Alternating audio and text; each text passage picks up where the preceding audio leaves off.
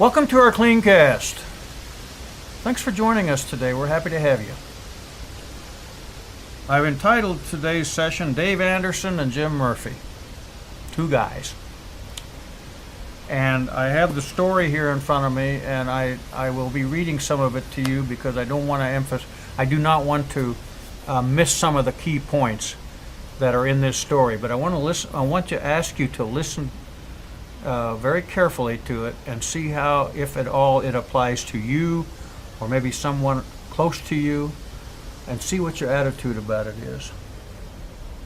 Dave Anderson and Jim Murphy. Several years ago, on an extremely hot day, a crew of men was working on the roadbed of the railroad when they were interrupted by a slow-moving train. The train ground to a stop, and a window in the last car, which incidentally was custom-made and air-conditioned, was raised. A booming, friendly voice called out, "Dave, is that you?" "Dave Anderson," the crew chief called back. "Sure is, Jim, and it's really good to see you." With that pleasant exchange, Dave Anderson was invited to join Jim Murphy, the president of the railroad, for a visit. For over an hour, the men exchanged pleasantries and then shook hands warmly as the train pulled out.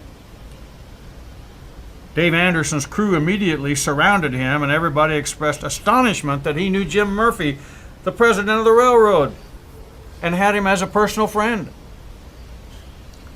Dave then explained that over 20 years earlier, he and Jim Murphy had started to work for the railroad on the very same day, 20 years earlier. And then one of the men that he's working with, he's half jokingly and half seriously asked Dave Anderson why he was still working out in the hot sun, and Jim Murphy had got to be president of the railroad. Rather wistfully, it says, Dave explained, 23 years ago, I went to work for $1.75 an hour. Jim Murphy went to work for the railroad. Think about that. 23 years ago, I went to work for $1.75 an hour. Jim Murphy went to work for the railroad. Now let me ask you, in your own case, who'd you go to work for? Is all you worry about is what the paycheck is, or do you worry about a career? I want to really focus this to maybe supervisors in the organization. And I probably should have said that at the beginning of this. But when we go to work for an organization, don't we have an obligation to have the customer become satisfied, and we do what we have to do to make the customer satisfied? We don't do it if it falls within $9.25 an hour or $14.80 an hour. We do what we have to do to keep the customer satisfied. Because with customer, the quality is what they say it is. That's it. And they're either happy or they're unhappy. That's really a subject for another day. But the point here I'm making is, who'd you go to work for? Did you go to work for the company? Or did you go to work for $10.50 an hour? There's a vast difference. There's a vast difference in what the result can be at the other end of the tunnel. Big difference. Big difference. I know a gentleman very well who actually took a job right out of college. He was married, had a baby on the way, and he just wanted to get to work. They didn't have anything. He was out of college. He was just out of college, needed money. Like I said, had a wife and a young baby on the way. And I remember him telling me that this was a relatively small company that he went to work for. So he was kind of the director of administration of that company, which means he kind of handled the payroll and paid the bills and, the accounts receivable, accounts payable, da-da-da.